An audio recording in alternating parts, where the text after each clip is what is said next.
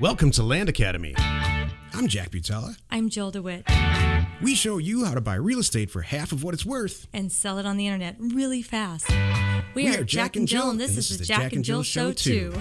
With over 15,000 completed transactions, we're the experts at acquiring property. Of all kinds, not just land. For half price and flipping them for way more. All right, let's get this show started. Jack Butala with Jill DeWitt. Hi. Welcome to our show today. In this episode, Jill and I talk about how to uncover the agricultural potential of your land. Before we get into it, let's take a question posted by one of our members on landinvestors.com online community. It's free. Okay. I love this question too. I weighed in on this the other day and put my 2 cents in for this. Matt, who's new to our community, wrote, I just found out from a Craigslist reply to a property that I'm trying to sell that it's in a bad area, a D- rating in a crime report website. So I'm a bit worried. I have something to say about this too. It's funny. Me too. I bought it for about 20% of market value, they say, so $9,500. I'm trying to sell now for about 60%, which is $30,000. Not bad. I've had a few people reach out to me, but nothing serious. Do you guys think I should drop the price since people might not be interested in a lot in a bad area? Or is a deal a deal? So my first thing is, why are we getting hung up on this one person who clearly has too much time on their hands to research your property for sale and tell you, that's in a bad area? Really? My gut on that is they're just they like the property and they want to get a better price. That's their way of negotiating. That makes a lot of sense. Look, Sally, I really want to date you, but brunettes are my thing and you're blonde and I'll go out with you if you want, but that kind of thing. Nice. Nice. I love it. The business about this D- rating is really a regurgitation from what census tract reports tell you. So every 10 years, somebody knocks on your door and they ask you how much money you make, whether or not you're married or if you have any kids or all of it.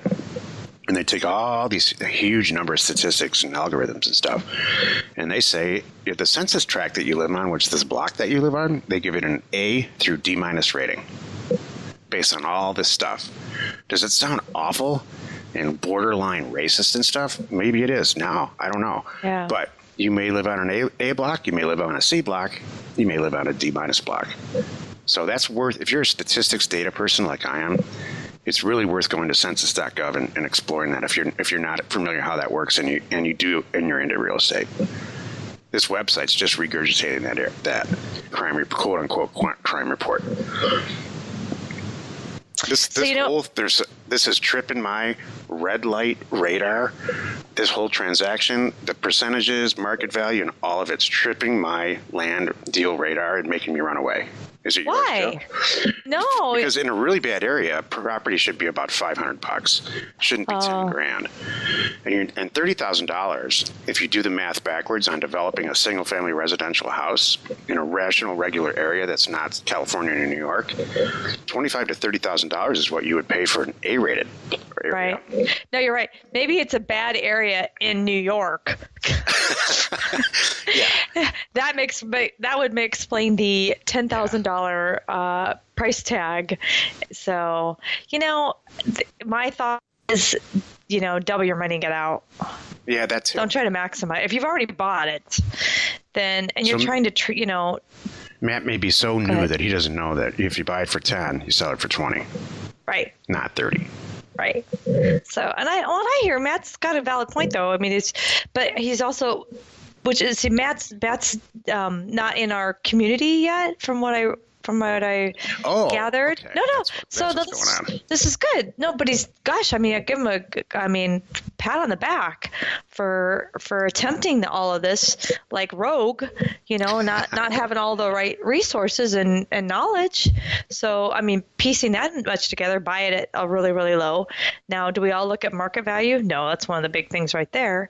But I appreciate where he's trying to do. So this is good. Here's my 2 final points on this, and Jill's 100% right. Matt, well done.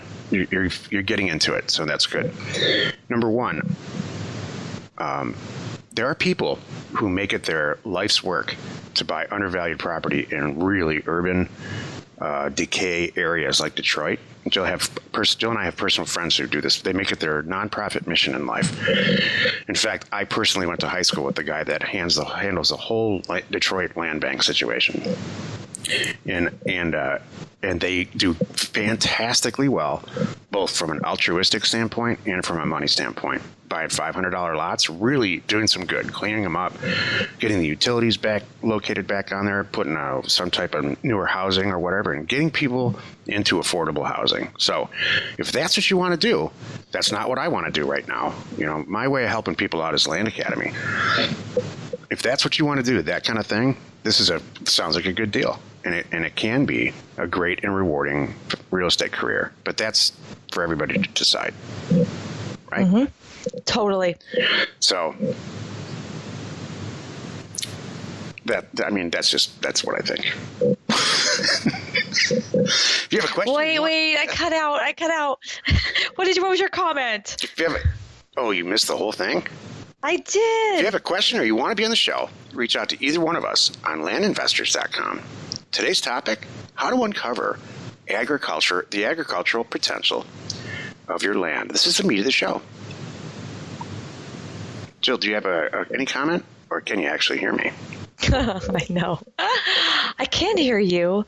This is really more your forte, and I love it. So I want to just kind of comment on your stuff. So because I know you have a whole talk here. So I do. So there's basically 3 types of land uses in this country, let's say.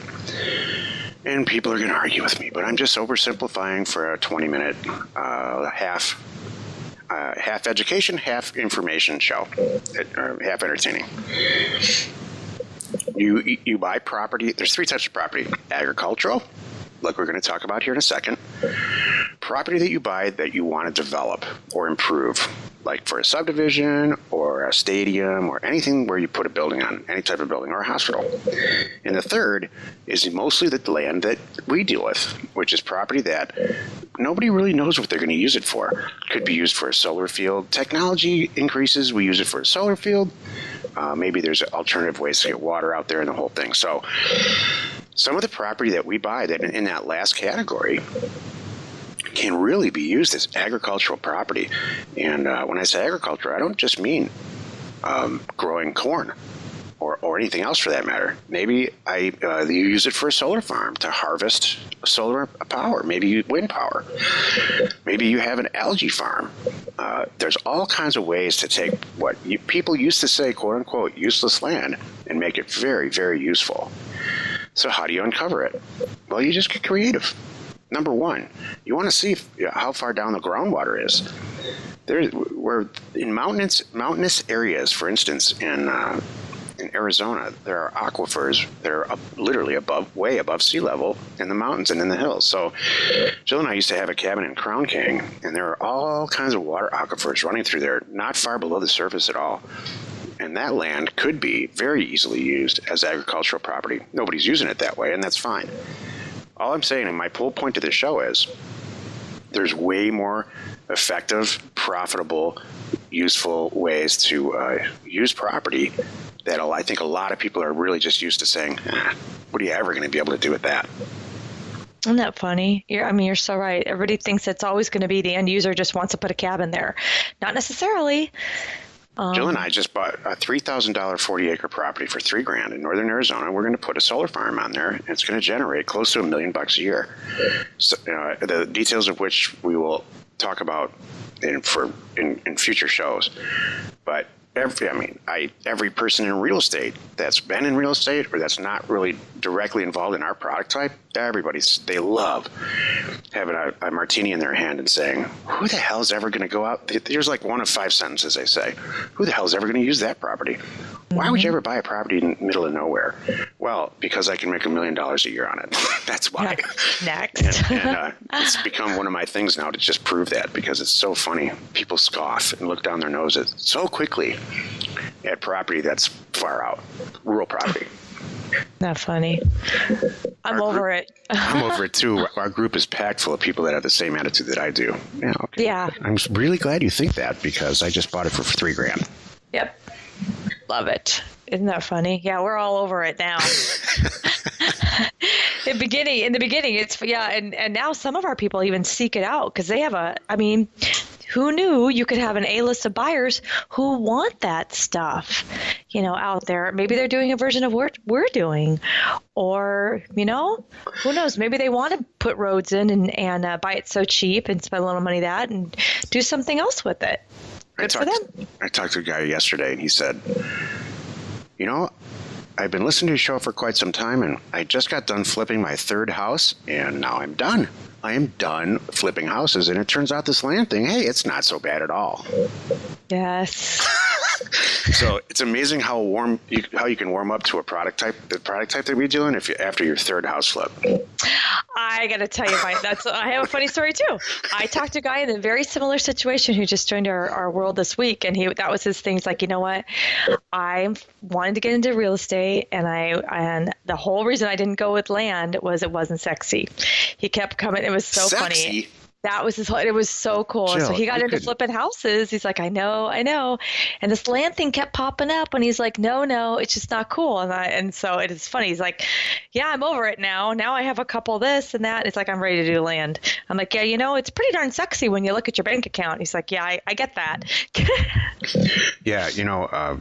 If anybody makes land sexy, it's you, Joe. I wonder if that comment cut out, didn't it? It did. What did you say? I'm so sorry. If anybody makes land sexy, it's you. Oh, thank you very much. The last two shows, my compliments have cut out. So shucks, why is that? It's probably the universe getting back at me for something. I don't know. No, that's so crazy. Thank you, Jack. That's awesome. Join us in another episode where Jack and Jill discuss how to use information, that's me, and inspiration, that's me, to get just about anything you want. We use it every day to buy property for half of what it's worth and sell it immediately. You are not alone in your real estate ambition. Too funny. Yeah, I know. That's so good. Agricultural use is awesome. Yeah. That's a good topic. That's something that people don't think about. Everybody thinks you need to buy land and improve it and do this, do that. But there's so many things that you can do with it if you want, or even flip it to these guys. Right. I've had people come to us and say, hey, I just bought a piece of property and I noticed it's next to some windmills and things like that. Is it worth calling these people? Well, heck yeah. Why wouldn't you? Right. That makes a lot of sense. Information and inspiration to buy undervalued property. We are Jack and Jill, and This was the Cash Flow from Land Show. We're the experts at acquiring property Of all kinds, not just land. for half price just so we can flip it for way more. And really fast. Thanks for listening. You are not alone in your real estate ambition.